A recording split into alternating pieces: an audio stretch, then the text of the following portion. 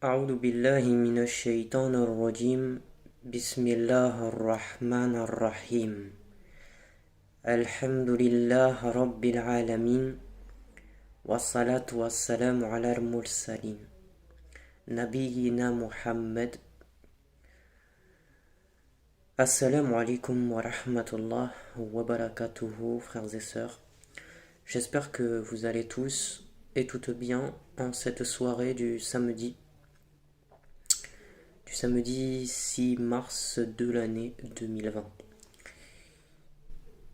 L'objectif de cette vidéo est de démontrer l'errement, la conjecture et l'égarement des musulmans.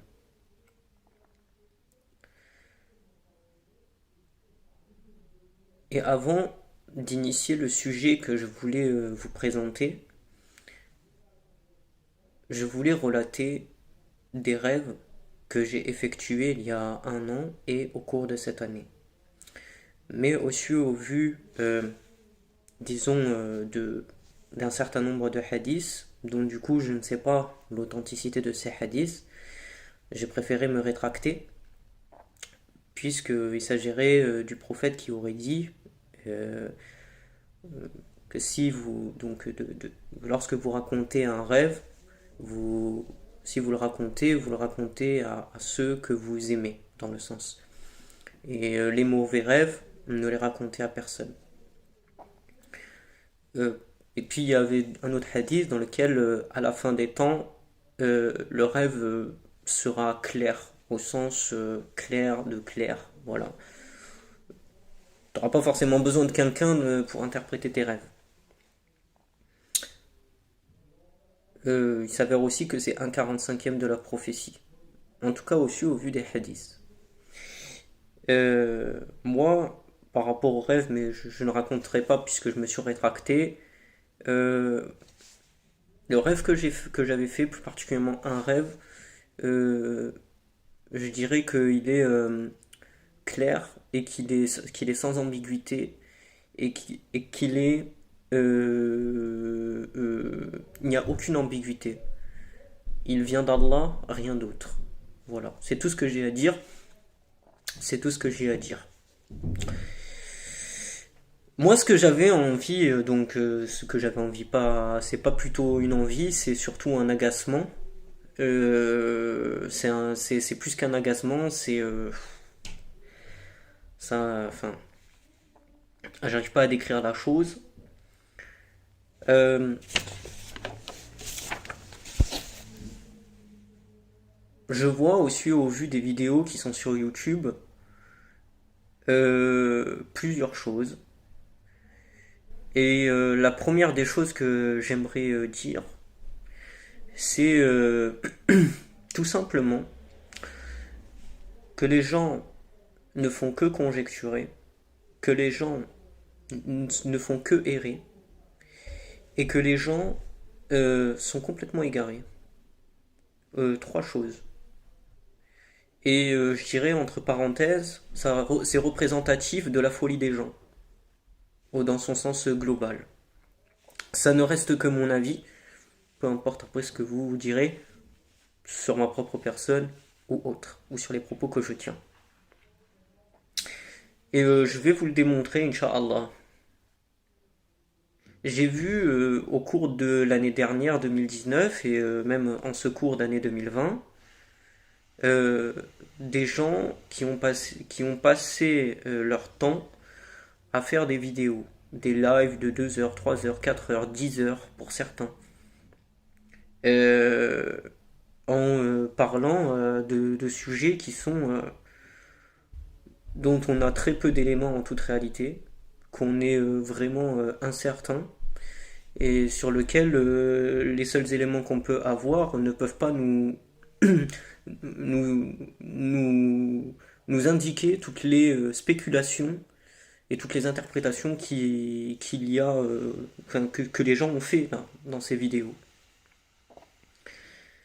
J'ai vu des gens qui ont complètement en fait balayé de travers les fondamentaux de l'islam et qui ont, pour ainsi dire, en fait, pensent qu'ils agissent dans le bien, qu'ils croient en fait qu'ils font du bien, qu'ils agissent dans le bien, et qui en réalité ne font que perdurer la destruction de l'islam et la destruction du monde musulman, tout simplement, de la religion d'Allah et du secours de sa religion. Ils ne font que obstacle à cela. Donc moi je vais prendre premièrement un verset coranique qui est pour ainsi dire clair. Donc on va aller sur Sourate 49 verset 12. Voilà. Donc Sourate 49 verset 12. Allah il dit: ô vous qui avez cru, évitez de trop conjecturer, car une partie des conjectures est péché. Une première chose. Ce qu'on a vu l'année dernière et là encore, ce sont des gens qui ne font que conjecturer, qui surfent sur la conjecture, qui surfent sur des choses dont vous n'avez déjà premièrement aucune, dont Allah n'a pris aucun engagement envers vous sur ça, dont vous ne faites qu'émettre des hypothèses, et ça c'est du péché, parce que ça c'est faire en sorte que les gens ils aillent vers des sujets qui les éloignent de la croyance et qui les éloignent plus particulièrement de ce sur quoi Allah va les juger. Donc vous parlez par exemple du coronavirus, là ces temps-ci, mais vous avez pu parler du Mahdi, vous avez pu parler, pas que ça, mais beaucoup, beaucoup, beaucoup, beaucoup d'autres sujets. Première chose. Alors que, et là j'en viens, vous n'avez ni fait allégeance, vous fuyez le combat, vous ne participez aucunement. Vous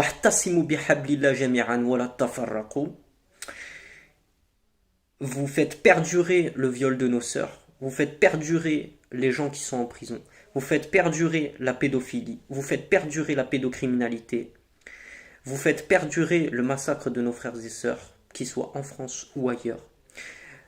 Vous faites perdurer la formation des imams laïcs. Vous faites perdurer le complot mondial contre l'islam à travers le déploiement des imams de la fin des temps. Vous faites perdurer l'accroissement des koufars, du développement des mécréants dans le monde musulman, dans le monde entier, parce que c'est pas le monde musulman en réalité, c'est juste entre parenthèses. Vous participez au développement du système satanique. Vous ne faites que répéter ce que les gens disent ou ont pu écrire, alors que toutes les sources sont accessibles. Vous avez juste à aller soit sur internet ou soit vous dépêcher à lire des ouvrages et à recueillir toutes les références et à faire tout un travail derrière pour pouvoir acheter et avoir une bibliothèque. Vous n'avez à juste titre aucune bibliothèque, vous êtes dépourvu de bibliothèque, dépourvu de livres, donc je ne sais même pas comment vous faites pour parler.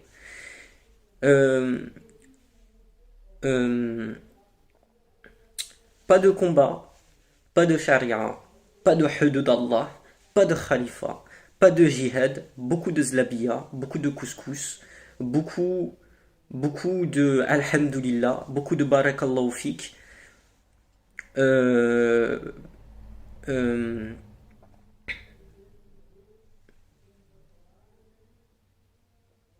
beaucoup de récitations, beaucoup de prières, c'est tout. En fait, votre islam s'arrête là où vos intérêts vous arrangent. Et moi, je vais vous le démontrer dans cette vidéo, en fait, que vos intérêts, ils s'arrêtent là où l'islam commence, et vos intérêts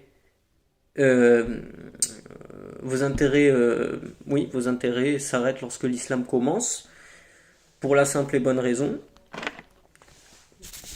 que comme je l'ai dit au départ, vous n'avez pas fait allégeance, alors que le prophète lui-même nous dit, donc après c'est un hadith, donc vous y croyez ou vous n'y croyez pas, moi ça fait partie de ma croyance à ce niveau-là, quiconque n'a pas fait allégeance meurt de la mort de la jahiliya. Meurt de la mort de la jahiliya. Et comme Allah il dit dans le Coran, pensez-vous rentrer au paradis sans avoir été éprouvés comme ceux qui ont été éprouvés avant vous.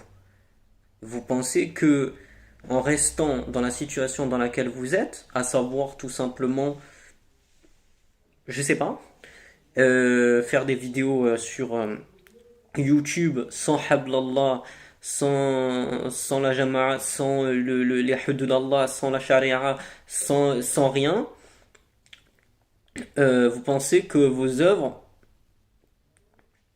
auprès d'Allah, elles sont agréées. Ah ben, on va lire le Coran et on va voir si tout ce que vous dites, parler du Mahdi c'est pour vous donner bonne conscience, parler du coronavirus c'est pour vous donner bonne conscience, parler quelque peu de dire que par exemple les tarawih ce sont des sujets secondaires ou mêmes les imams de la République ou l'islam laïque etc. ce sont des sujets secondaires, c'est pour vous donner bonne conscience, vont vous faire rentrer au paradis. On va voir ça. On va, voilà. Moi, c'est ça que j'avais à dire en fait. Alors, c'est insupportable. C'est insupportable.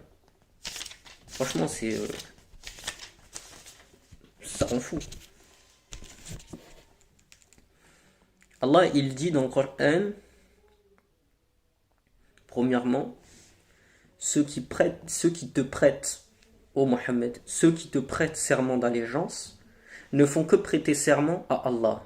La main d'Allah est au-dessus de leur main. Premièrement, pour moi, l'allégeance fait partie du Coran. Premièrement.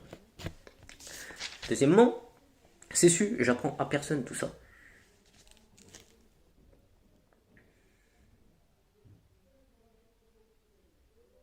C'était quel verset?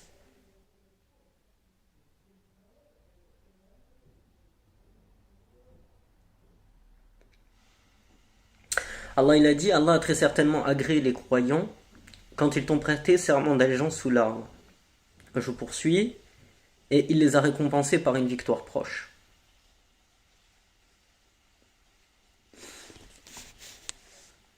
Sans allégeance, il n'y a pas de victoire. Mais il y a aussi une autre condition. Sourate 2, verset 177. Allah, il dit dans le Coran,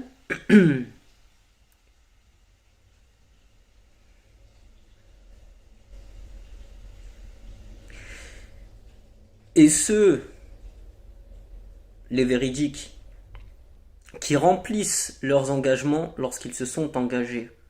Ceux qui sont endurants dans la misère, la maladie et quand les combats font rage, les voilà les véridiques et les voilà les vrais pieux.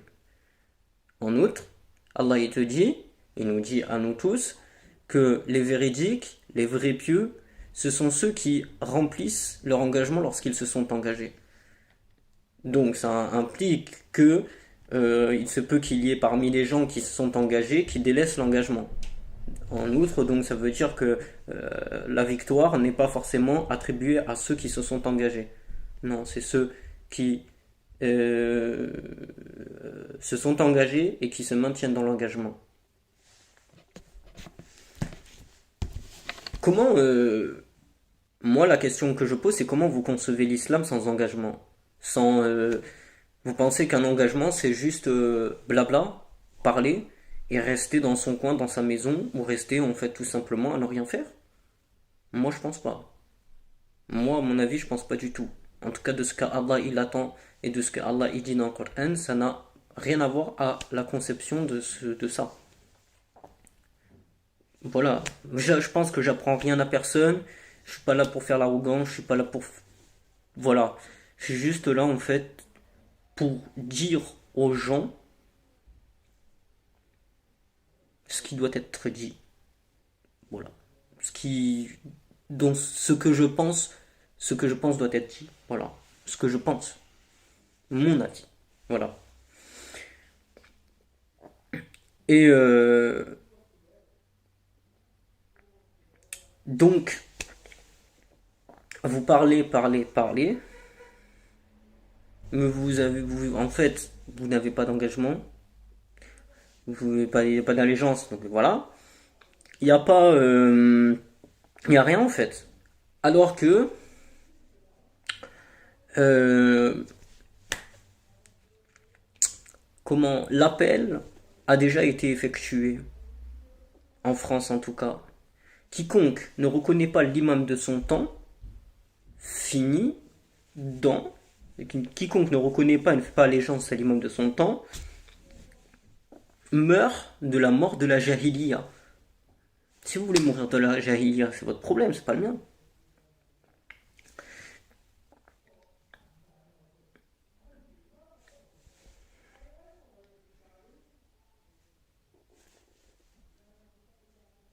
À moins que vous pensiez que vous avez la capacité d'être, d'avoir la responsabilité du khalifa ou de l'imama, peu importe.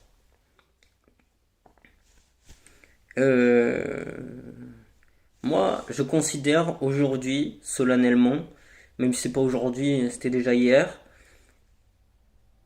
que notre frère Mohamed Mehmeti, il a la sagesse, il a le comportement, il a la droiture, il a les connaissances, il a le charisme, il a l'expérience, il a la magnanimité de pouvoir, premièrement, être imam, mais pas simple imam. Et j'affirme clairement que cet engagement doit être effectué auprès de lui. Je le dis et je l'affirme. Et je le reconnais en tant qu'imam de notre temps, sans ambiguïté, ni doute, ni partialité. Il subit, en plus de cela, la calomnie, l'injustice, les procédures, les tribunaux, tout ce qui peut nuire à sa personne, les gens sont présents. De la haute hiérarchie à l'homme le plus proche des égouts.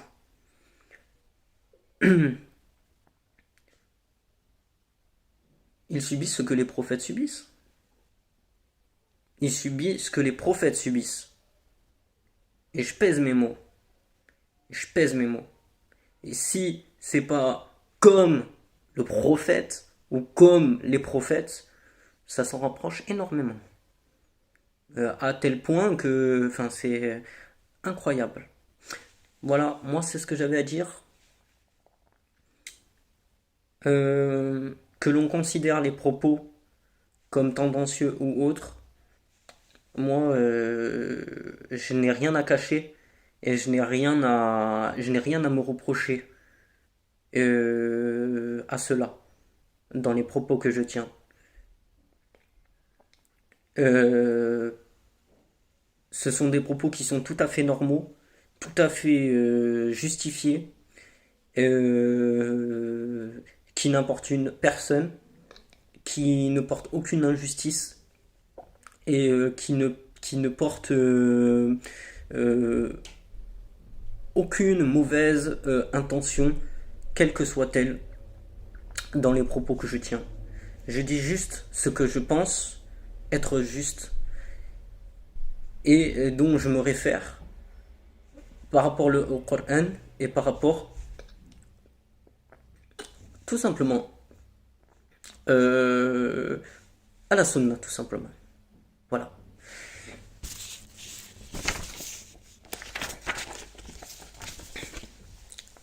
Le rêve, je ne le dirai pas, mais c'est un rêve qui est représentatif, qui est représentatif à la fois de qui a été représentatif, qui est représentatif à la fois de ma situation d'avant et de ma situation d'aujourd'hui. Voilà, alhamdulillah. Sur ce, frères et sœurs, je me tais et je vous laisse avec ces propos en vous remerciant de m'avoir écouté. Prenez soin de vous, prenez soin de vos familles et à la prochaine, Inch'Allah, et à très bientôt. Post-scriptum, ça va faire mal, ça va faire très mal. Surtout la sortie, Inch'Allah, du livre du frère Ma'ammar Metmati. Ça va faire mal, ça va faire très, très, très, très, très mal. Wassalamu alaikum wa rahmatullah wa barakatuhu.